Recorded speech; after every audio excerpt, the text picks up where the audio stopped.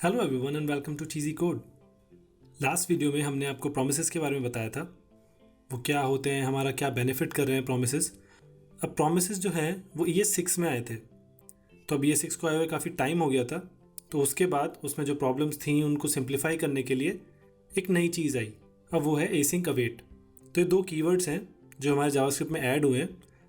अब ये कैसे हमारे लिए बेनिफिशियल हैं, क्या इनका यूसेज है और प्रोमिसेस में ऐसा क्या गलत था जिसकी वजह से हमें इनको लाना पड़ा, वो चीज़ें हम इस वीडियो में देखेंगे।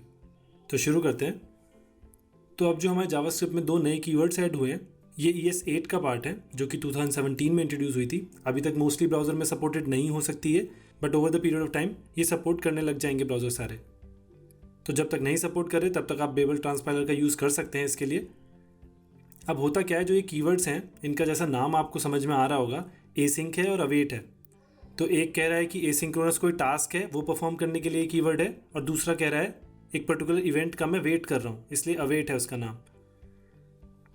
तो ये आए इसलिए हैं कि किसी भी फंक्शन के अंदर हम जैसे एसिंक्रोनस चीज़ें कॉल कराते हैं, मैं मल्टीपल API को कॉल करता हूँ, उनका जब रिस्पॉन्स आता है तो डॉट देन कर करके मैं चेक करता हूँ कि अच्छा ये चीज़ हो गई, ये चीज़ हो गई, इसके बाद मेरे को ये चीज़ करनी है। इस तरीके से मैं अपना काम करता हूँ। ये चीज़ को थोड़ा सिंप्लीफाई करने के लिए, अपने कोड को बेटर करने के लिए एसिंक अवेट आए हैं। मैं दिखा देता हूँ कि एक्चुअल में कोड में अगर लिखना चाहें तो हम एसिंक अवेट को कैसे लिख सकते हैं। तो नॉर्मल हमारा जो जावास्क्रिप्ट का फंक्शन होता है,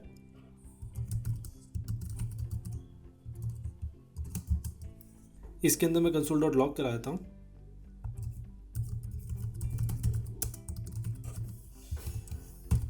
इसको मैं नीचे कॉल करा देता हूँ।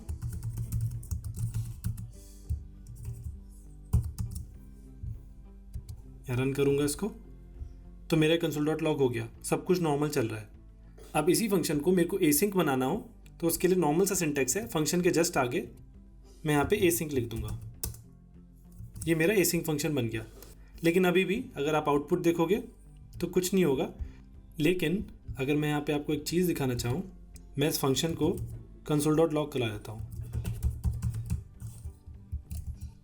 अब अगर मैं इसको रन करूँगा तो आप देख सकते हो जो इस फंक्शन का आउटपुट है वो मुझे प्रॉमिस मिल रहा है। प्रॉमिस क्यों मिल रहा है? क्योंकि मैंने इसे एसिंक्रोनस बनाया है। यहाँ से मेरी कहानी शुरू होती है। अब जो आपने प्रॉमिस पहले पढ़े थे, ये एसिंक और अवेट जो कीवर्ड आए हैं वो सेम प्रोमिसेस पे बेस्ड हैं, बट प्रोमिसेस में जो हमें प्रॉब्लम आ रही थी वो क्या आ रही थी वो भी हम डिस्कस करेंगे। उनको बेसिकली सिंप्लीफाई करता है एसिंक अवेट। तो मैं अभी इसके साथ दो फंक्शन और बनाता हूँ। ये मैंने दो फंक्शन बना लिए। अब इन फंक्शन को मैं यहाँ पे कॉल करता हूँ।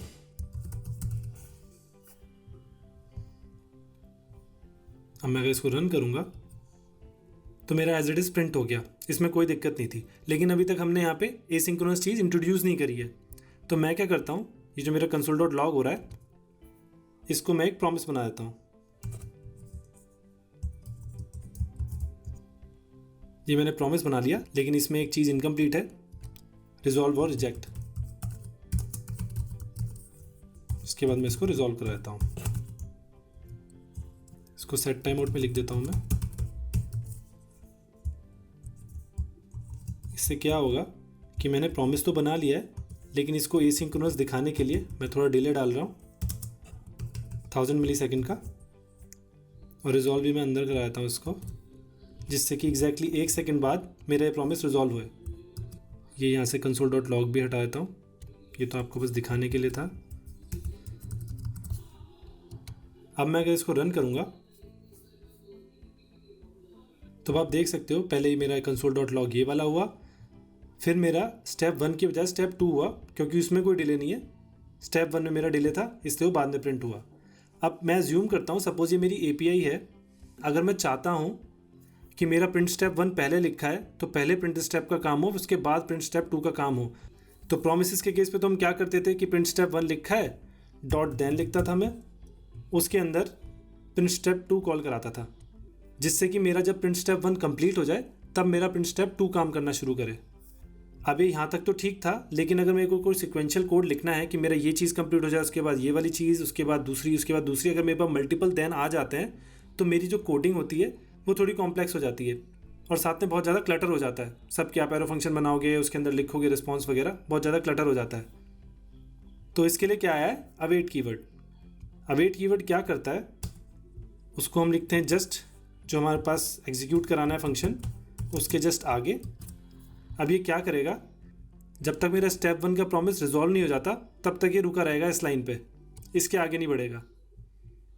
इसको अगर मैं रन करके दिखाऊं आपको तो आप देख सकते हो ये रुका रहा जितनी देर में मेरा प्रिंटिंग 1 लिखा आया, उसके बाद इसने प्रिंटिंग 2 वाला मेथड कॉल किया। तो यहाँ पे मेरे को फ़ायदा क्या हुआ, मेरे को डॉट देन नहीं लिखना पड़ा। बाय डिफ़ॉल्ट जैसे मैं प्रोग्रामिंग करता हूँ कि पहले मेरी ये चीज़ एग्जीक्यूट हो उसके बाद दूसरी चीज़ एग्जीक्यूट हो, वो इस केस में भी हुई। पहले मेरा प्रिंट 1 एग्जीक्यूट हुआ, उसके बाद मेरा प्रिंट स्टेप 2 एग्जीक्यूट हुआ। अब चक्कर ये था क्योंकि ये एसिंक्रोनस था, ये जाता है मेन थ्रेड पे एग्जीक्यूट नहीं होता, अपनी चीज़ एग्जीक्यूट करता है उसके बाद आता है। अवेट कीवर्ड ने मेरे लिए ये बेनिफिशियल कर दिया कि मेरे को अलग से डॉट देन वाला सिंटेक्स नहीं लिखना पड़ा, सीधे सीधे मेरा डॉट देन वाला काम यहाँ पे हो गया। अब आप लोग सोचोगे जो मैं रिजॉल्व लिखता था, इसके अंदर डेटा कुछ पास करता था, उसका कैसे यूज़ करूँगा, वो कहाँ से मेरे को एक्सेस होगा। तो उसके लिए हम क्या करते हैं, ये जो आपने अवेट लगाया है इसके आगे मैं वेरिएबल डिफाइन कर देता हूँ रिस्पॉन्स। ये रिस्पॉन्स क्या करता है, ये रिस्पॉन्स क्या करता है, जो आपने डेटा यहाँ से रिटर्न करवाया होगा रिजॉल्व के अंदर, सपोज मैं यहाँ पे लिख देता हूँ सक्सेस, और अब मैं इसको यहाँ पे console.log करवा लेता हूँ। अब मैं अगर इसको रन करूँगा तो पहले मेरा console.log आ गया, जो मेरे प्रॉमिस के अंदर मैंने यहाँ पे console.log लिख रखा है। उसके बाद जब ये रिजॉल्व हुआ तब मेरे इस वेरिएबल में जो मेरा रिजॉल्व वाला जो डेटा था वो मेरा इस वेरिएबल में आ गया और वो इसने प्रिंट कर दिया। जो मैंने सक्सेस यहाँ पे लिखा था वो सेम मेरे को यहाँ पे मिल गया।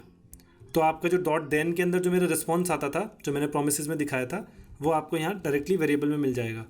अगर इन केस आप इस रिजॉल्व को कॉल ही नहीं करते, जो कि ऐसा केस होगा नहीं, अल्टीमेटली आपको रिजॉल्व कराना पड़ता है, बट अज्यूम कर लेते हैं कि हम इसको कॉल नहीं कराते रिजॉल्व को यहाँ से, तो अब उस केस में ये अटका रह जाएगा। तो यहाँ पे जहाँ आपने अवेट लिखा रखा है, अगर इसका प्रॉमिस रिजॉल्व नहीं हुआ तो नीचे की जो चीज़ आपने लिखी हुई है सारी अटकी रह जाएंगी और कुछ उसके आगे का कोड एग्जीक्यूट नहीं होगा। तो आपको मेक श्योर करना है कि आपका अगर कोई प्रॉमिस आपने बनाया है तो उसको रिजॉल्व ज़रूर करना है। अगर आपको विजुअली अभी समझ में नहीं आया है कि मेरे को असिंक अवेट से क्या बेनिफिट मिला है, तो मैं इस फंक्शन को इसके जस्ट नीचे पुरानी वाली स्टाइल से लिखता हूँ।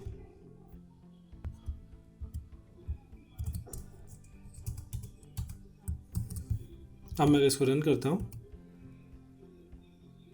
तो मेरा सेम प्रिंट हो गया। अब यहाँ तक तो ठीक था। अभी आपको ऐसा तो लग रहा होगा कि ठीक ही तो है, सेम ही लग रहा है, ऑलमोस्ट कोड इतना नहीं है। लेकिन जब इसकी चेनिंग शुरू हो जाएगी, डॉट देन अगर इसमें लगेगा, उसकी बजाय अगर यहाँ पे आप सिंपली इस तरीके से लाइन लिखते चले जाओगे, बस आपको सिर्फ अवेट लगाना है और जो भी आपका सिक्वेंशियल कोड है वो आप सीधे सीधे नेक्स्ट लाइन में लिखते जाओगे, तो वो आपकी एक क्लीनर अप्रोच होगी जो रीडेबल भी है। अब जब आपके पास ज़्यादा एसिंक्रोनस टास्क हो जाते हैं उसके केस में बहुत हेल्पफुल है। तो आपकी चॉइस है, अभी भी ऐसा नहीं है प्रॉमिस चलने बंद हो जाएंगे लेटर ऑन, बट ये आपकी अप्रोच है कैसे आप लेना चाहते हैं। ये थोड़ा एडवांस वर्जन है एसिंक अवेट का, प्रोमिसेस भी अभी एज इट इज़ चल रहे हैं। आइए मैं इसको हटा देता हूँ वापस, बाकी चीज़ बताता हूँ आपको। अब आप सोच रहे होगे डॉट देन तो मैंने दिखा दिया, इन केस मेरा रिजेक्ट होता है तब क्या होता है। मैं अगर इसको यहाँ पे रिजॉल्व की जगह रिजेक्ट लिख देता हूँ, अब देखते हैं क्या होता है। ये यहाँ पे आ गया मेरे पास अनकॉट एरर। अब बेसिक अवेट में क्या होता है कि यहाँ पे सिक्वेंशियल आप कोडिंग लिख रहे हो, तो यहाँ पे आप कैच ब्लॉक कहाँ लिखोगे अपना, तो यहाँ पे जो आपका जावास्क्रिप्ट वाला बेसिक जो ट्राई कैच ब्लॉक होता है वो लिखा जाएगा। तो मैं यहाँ लिखता हूँ ट्राई,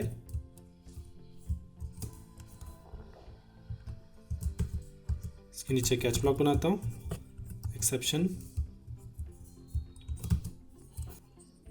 कुछ इस तरीके से, और यहाँ पे मैं अपना एरर लॉक करवाता हूँ।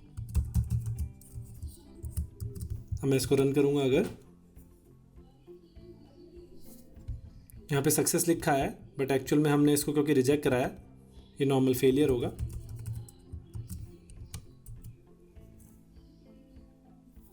तो यहाँ पे मेरा ये प्रिंट हो गया। अब कॉन्सेप्ट सेम है जैसा प्रोमिसेस में था, जो मेरी लाइन एग्जीक्यूट होती जाएगी, जो रिजॉल्व होती जाएगी, उसका मेरे पास जो भी मैं अंदर कोड लिखूंगा वो एग्जीक्यूट हो जाएगा। लेकिन अगर मेरे किसी भी प्रॉमिस में कोई भी एरर आता है तो सीधे मेरे कैच ब्लॉक में आ जाएगा, उसके बाद का कोड ये सिक्वेंशियल कोड जो लिखा होगा वो एग्जीक्यूट नहीं करेगा, जो कि सेम हमारा प्रॉमिस में जो चेनिंग होती थी सेम उसी के जैसा कॉन्सेप्ट है ये। बस यहाँ पे डिफरेंस यही है कि आपको ट्राई कैच ब्लॉक के अंदर लिखना पड़ेगा। जो भी आपको एसिंक्रोनस कोड लगता है कि जिसमें एरर प्रोन है, उसके लिए आप ट्राई कैच ब्लॉक यूज़ कर सकते हैं। नहीं करोगे तो जैसा अनकॉट एरर आ रहा था अभी आपको, वैसा आने लगेगा। अब यहाँ पे आप अगर promise डॉट ऑल या promise डॉट रेस को मिस कर रहे होंगे तो वो सेम चीज़ आप यहाँ पे कर सकते हो। इसके अंदर आप प्रॉमिस लिख सकते हो, कोई गलत चीज़ नहीं है। अगर आपको यहाँ पे नॉर्मल प्रॉमिस का कोड लिखना हो तो आप सेम चीज़ एग्जीक्यूट करा सकते हो, उसमें कोई इशू नहीं है। बट एज सच एसिंग अवेट का सिर्फ इतना सा काम है कि जो आपका डॉट देन वाली जो चेनिंग वाली प्रॉब्लम थी वो सॉल्व कर दी। इसका एक बेनिफिट और है, जब हम डॉट देन वगैरह लिखते थे तो उसके अंदर जो हमारे लोकली वेरिएबल सेट करते थे वो हमें नहीं मिल पाते थे। जैसे सपोज मेरे को रिस्पॉन्स में कोई वेरिएबल में वैल्यू आई, उसको मैं सेकंड प्रॉमिस में अगर यूज़ करना चाहता हूँ तो वो मेरे लिए बहुत प्रॉब्लमेटिक था। मेरे को एक ग्लोबल वेरिएबल बनाना पड़ता और वो सब चीज़ करनी पड़ती। यहाँ क्या है, मेरा रिस्पॉन्स यहाँ आया पहले प्रॉमिस का, अगर मैं चाहता हूँ दूसरे प्रॉमिस में इसको यूज़ करना तो मैं स्ट्रेट अवे कर सकता हूँ, मेरे को कोई प्रॉब्लम नहीं है। यहाँ पर मैनेज बहुत अच्छे से हो जाएगा वेरिएबल। एक चीज़ और बतानी है, ये जो आपने फंक्शन बनाया है ये आपको अगर एरो फंक्शन के थ्रू बनाना है या अनोनिमस कोई फंक्शन बनाना है तो वो भी आप बना सकते हो। मैं नीचे आपको दिखा सकता हूँ कि किस तरीके से बनता है वो। आपको बस एसिंक लगाना है उसमें भी। इस तरीके से ये सिंटैक्स है, आप एरो फंक्शन ऐसे बना सकते हो। कॉल भी हो जाएगा ये, क्योंकि ये इफ़ी की तरह बनाया है। तो इसके अंदर आप अपना कोड लिखोगे वो सेम ऐसे ही काम करेगा जैसे आपका एसिंक अवेट वाला काम अभी किया है। अंदर आप अवेट लिख सकते हो, जैसे जैसे आपने नॉर्मल फंक्शन ऊपर किया है वो सेम काम आप यहाँ भी कर सकते हो। तो आई होप आप लोगों को कुछ क्लियर हुआ होगा एसिंक अवेट के बारे में। कुछ चीज़ मुझसे मिस हुई है या आप लोगों को कुछ कन्फ्यूज़न है, आप कमेंट्स में मेरे को बता सकते हैं। आगे और भी वीडियोस आती रहेंगी, जो भी हमारे ये 6 के बाद फीचर्स आए हैं हम ऐड करते जाएंगे इसमें रेगुलर बेसिस पे। So hope you like this video. अगर आप नए हैं इस चैनल पे तो please subscribe to our channel for more such videos. Thank you for watching, stay tuned.